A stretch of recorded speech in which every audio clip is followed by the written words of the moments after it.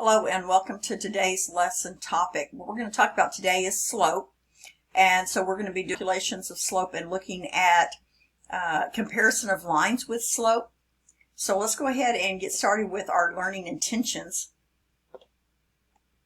So your learning intentions are that the student will be able to find the slope given 2 points and interpret the meaning of each of those values. Also, I want you to be able to determine the relationship between two different slopes. Two different lines with two different slopes.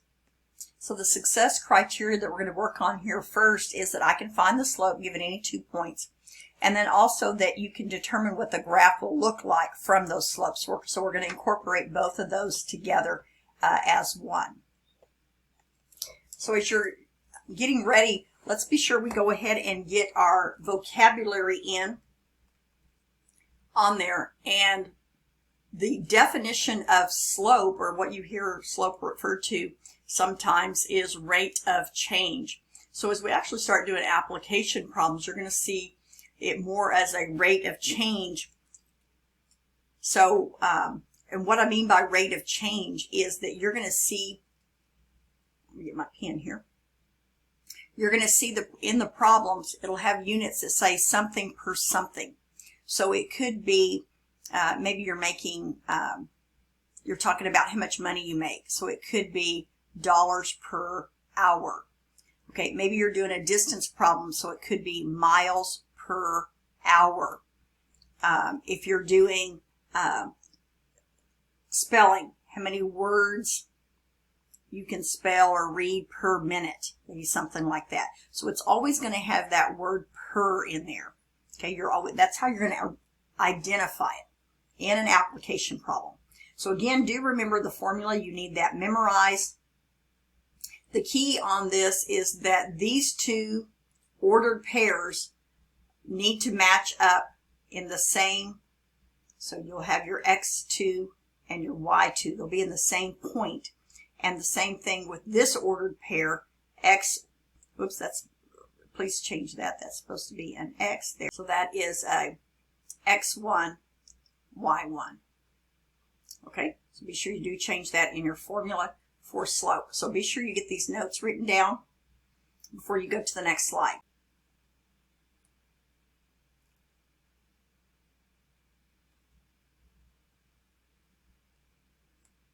Okay, so again, be sure you get this written down. You don't have to have actual grid marks, but as long as you have something here written down.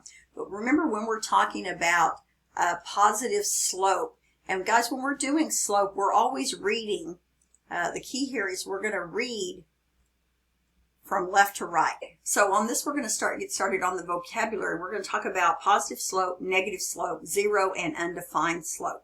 But before we get started on that, I want to make mention is, remember, when we're reading, we always read from left to right.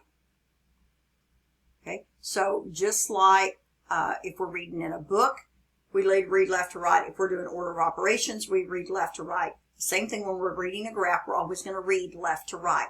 And so on this one, when we're talking about a positive slope, going left to right, it is going to be going up. Okay? So I always say, think about a car. Here's my little car. And it's going up the hill. Positive slope. Okay? So a negative slope would again just be the opposite. I'm going downhill. Okay? And again, my car will be going down. Okay? On there. If you have a zero slope, then that is a flat line. Okay? Zero slope. That's flat line. And it is a horizontal line. And that's very important that you do not get confused between horizontal and vertical. And we'll talk a little bit more about the slope of that, but basically all horizontal lines have a slope of 0. They have a slope of 0. When you're going to find the equation, it is always y equals some number. Okay, y equals some number. And when you go to find the slope, when you calculate it, when you do your y minus y, whatever values, I shouldn't put a 0 there, whatever values that, I'll put an 8, whatever values you have on the top will always give you a 0. It doesn't matter what value. We can have any value we want to in the denominator, but your top will always, your numerator will always equal 0. Okay, that is a 0 slope. Now the next one is an undefined slope. And an undefined slope, whoops, that is a very nasty line, but that is a vertical line. Okay, so this is a vertical line. And for the most part in math, we do not like vertical lines. They don't fit any of the patterns. But as far as the equation goes, it's always going to be an x equals some number on there. And when you're doing your slope formula, guys, what's going to happen is you're going to be trying to divide by 0. And we should know that we cannot divide by 0. Remember that rule. You cannot, oops, divide by 0. That looks really bad.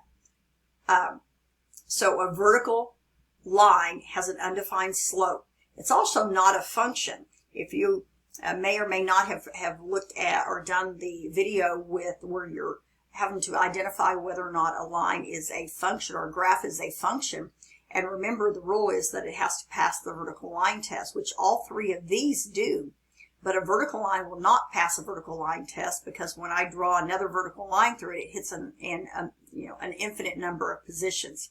So be sure, again, you have the notes down before you move on to the next slide. Okay, so we're going to go ahead and find the slope, and then I also want you to tell me whether it rises, falls, horizontal, or vertical. Okay, so I would get in the habit of somewhere on your paper. It doesn't have to necessarily be on each problem itself, but somewhere you should write your slope formula. I would tell you to put up here at the top your x and your y, okay? And I'll show you another way to do these also. So when we come to do our formula, again, the key is that you just write it in the same order. So it really doesn't have to be the -1 here and the -4. It could be a -4 or -1, but you would also have to switch your other 2 points. So the key thing is consistency. So we have a -1 minus, remember there's a minus in the formula, the -4. Okay, and then we have 4 minus 2.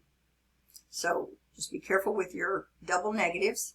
So that is 3 over 2. That would be my slope. Now, what I've had some kids who like to do is they like to take, instead of writing the points side by side, they like putting the points one underneath the other. And then that way they can keep track of it. So when I go to do my slope here, I can see my 2 points. So a -2 minus a -2. And you could just even count down. -3 minus 3. Okay, I just went down with both of them. Okay, so some people might like doing that. So again, double negatives. This is going to give me 0 over a -6. So this one actually has a slope of 0. Now I forgot to go back here and tell you, and we can do that when we're done doing the rises and the lower, but there's my slope. So again,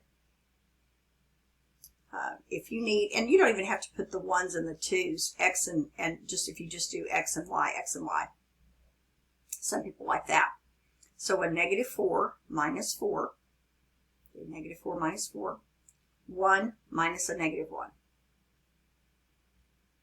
So I get a -8 over, double negatives make that a plus, 1 plus 1 is 2. My slope's a -4.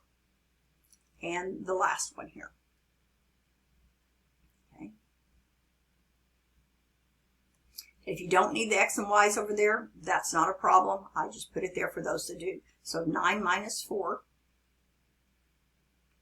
4 minus 4,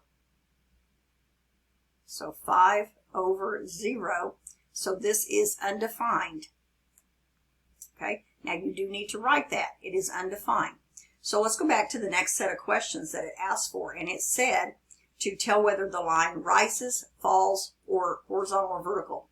So this one has a positive slope. So it's going to rise. This one has a 0 slope. So remember we said that is horizontal. This one has a negative slope, so it falls. And this one has an undefined slope. so it is vertical. Okay? So that's it on this video. You're going to do some more practicing on your own. Again, multiple choice questions, so please be careful with the signs.